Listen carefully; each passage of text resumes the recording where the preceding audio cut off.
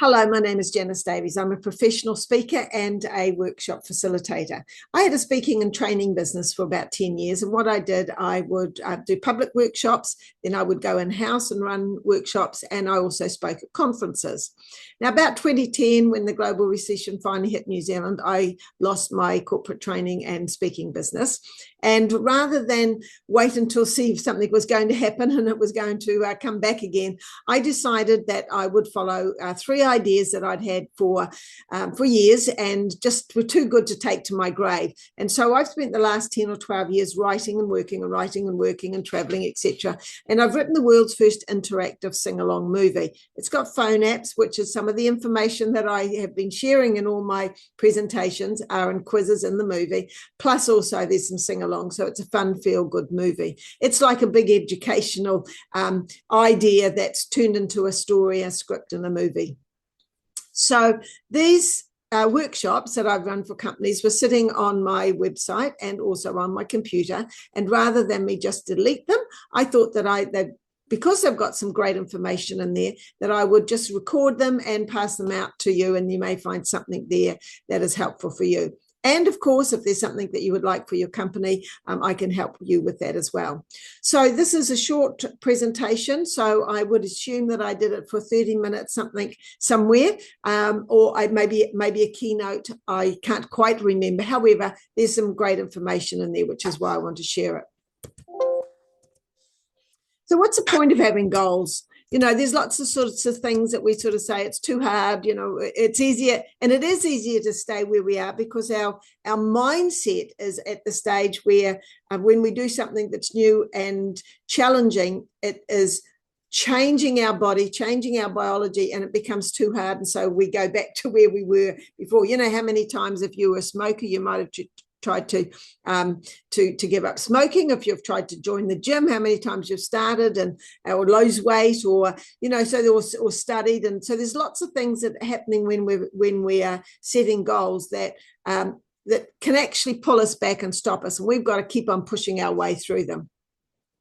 And that's what it is. It's, you know, I remember years and years ago, and I've been an avid learner in personal development for 35 plus years. And so I'm always learning something new. And I love it because it keeps me vital. I'm, you know, I keep right on track with what I want in my life and keep creating and learning. And I remember one day that my daughter years ago said she was bored, and I said to her, well, what are you learning? Because when we're learning, our brain is operating at a different level, and we are motivated, we are doing something that is stimulating us, and our whole world changes. So that's the point of goals, whether it be a work-related goal or whether it be a goal that is for you personally or for hobby or study goal. It's actually helpful for you because you keep yourself going and motivating yourself. So, and this is it. So Brian Tracy was a sales trainer. I'm actually not sure if he's even still alive, because these presentations are old. And it is about, you'll go round and round in circles until you've got a goal. And that's certainly what my daughter was doing. And I'm a bit the same sometimes. I finish a project, and it's kind of like I've finished writing this movie, and it's a huge concept because it's more than the movie. And it's like I've sort of been milling around in a circle deciding what to do. And part of this process of sharing all these presentations is, this is my past. The information is still very good, but it's the presentations I've done in my past. And as I move forward and do new presentations, I want to include the stories that have evolved as I have been writing the movie and on that journey. So it's exactly the same thing, and it's applicable in my life and still applicable. So it's about keeping on. So here we go. We've got to work out why we want to have our goals. Certainly when we were younger and had a mortgage and teenagers and tenants and everything, it was survival mode. And, you know, certainly for me, I suppose maybe writing the movie was passion, because it was a project that I felt that if I didn't complete it, I would always feel like a failure. And so there was a driving force. I always say it was always been far bigger than me. So you've got to sort of have a look and think, well, why am I doing this? And that kind of helps you to be on track and understanding yourself a little bit more. And this is all about you, because you've got to do this and motivate yourself for your own enjoyment, for your own health, because if you don't, we go downhill and our health is affected. So sometimes, why don't they work? Well, if we are aligned to ourselves, they are more likely to work, rather than if we're doing a goal and it is for somebody else, or it's not the right time, or we've got something that's not actually aligning for ourselves. And I certainly know that, I know myself that it's a bit of a challenge. I haven't got a producer yet. It's not on the market yet. But however, I had to create the product before I could sell it. So when we look at our goals, what's actually happening when we are setting them, and why aren't they working, and analyzing that helps you understand maybe about where you are for yourself as well. So it's just what you're doing when you're wanting to set a goal is to fine tune your thinking so that you're motivated and enthusiastic.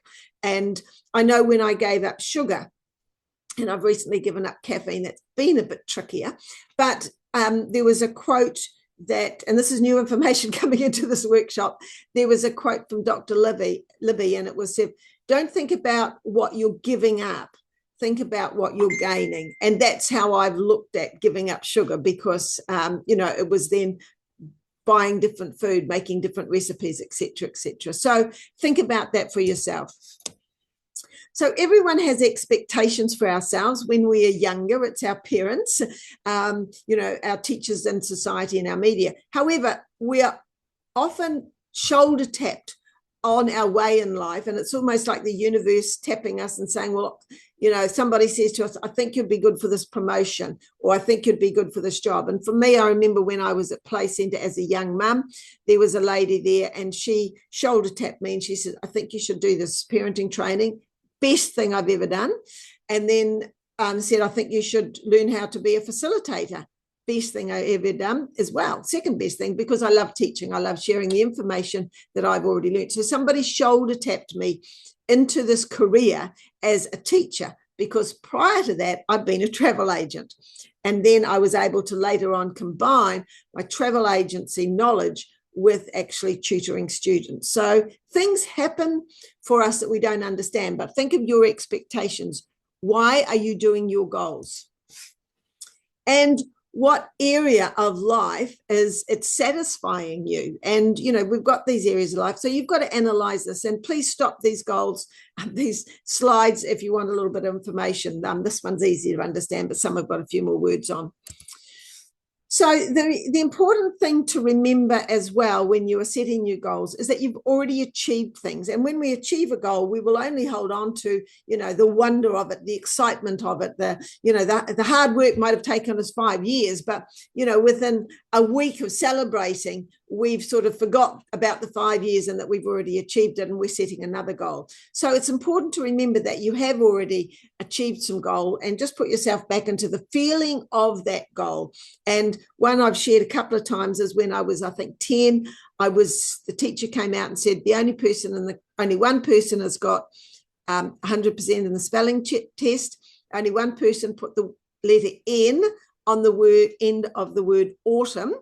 And that was me. And, that feeling that I had of being a winner is something that is stuck with me, and it still comes up, So remember what it feels like to be a winner. And of course, as I say, this is an old presentation, but the information's still good. And of course, Sir Peter Blake, the late, great Sir Peter Blake, you can make any dream real enough if you work away at it long enough. So although I've let my movie go because I haven't been able to get a producer yet, it could still actually happen because it's such an amazing product. But meanwhile, I've got to move on, and I'm going to be speaking about the lessons I've learned in the journey I've been on, and overcoming fear and all that sort of thing, to be able to walk into the unknown and create a new product. So it's looking at what you're doing for your own goals. So one of the things we've got to look at when we're wanting to set another goal, and this is actually the next part of the product, I'm going to whiz through this, is because we've got to look and think, how much time have we got? We sort of think, oh, we're so busy. and we haven't got time to set new goals. But if you have a look at how long you are spent doing things, and this is why this is exercise and why I've included this, because this is a good example of you analyzing your life so that you can see what it is that you're doing now, so you can find the time to set the goals and improve your life.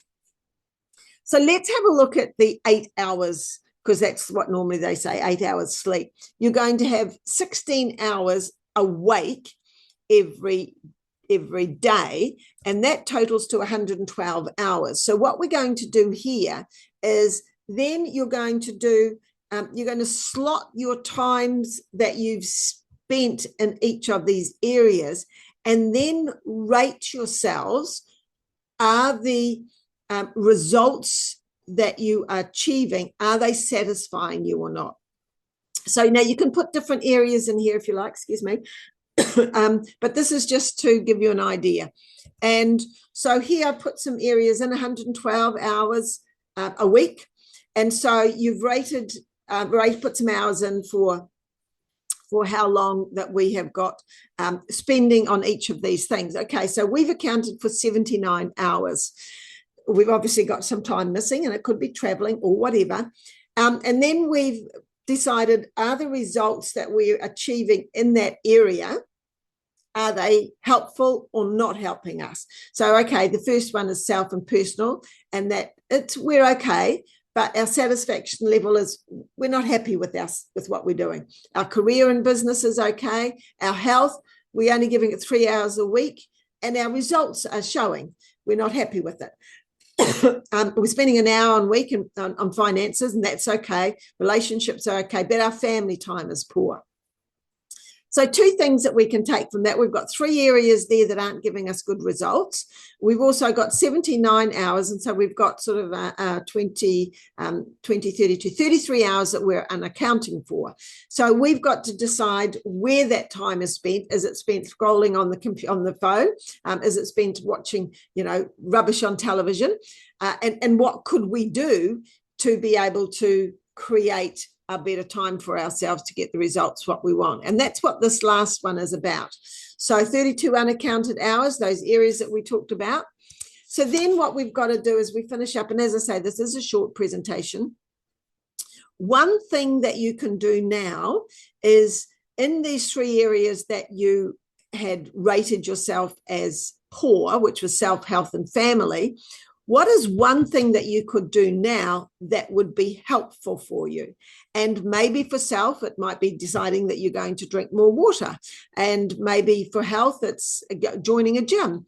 And maybe for family, it's spending more time playing with them as a family, or doing things in the weekend, or whatever. Or maybe there is something else that you want to do. Maybe it's you as your younger years, there was a hobby that you had that brought you a lot of enjoyment, and you're missing some of that fun and frivolity in life. And maybe that's something that you could enjoy if you started it again. Maybe you want to be more confident, and if anyone wants to do that, I always say go and join Toastmasters. The people that are there have been on the journey that you've been on when you start, and some people are more afraid of doing public speaking than anything else. But it's just a learning curve. So this short presentation is to help you think about, where are you in your life?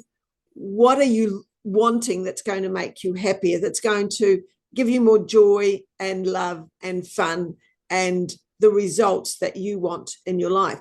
Maybe it's that you want to do some training courses. Maybe it's whatever. You want to do a cooking course, whatever. This is up to you to analyze yourself, analyze where you're spending your time, the results you're getting, and then deciding on the next move for yourself so that you can improve your life. So thank you. A short presentation.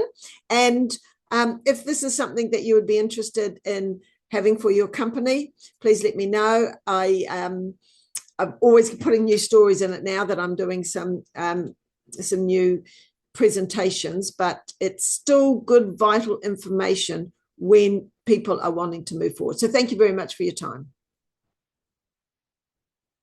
One thing I forgot to mention, if you've got any queries, please email me at Janice, Janice, at attitudespecialist.com. Janice at attitudespecialist.com. Thank you very much.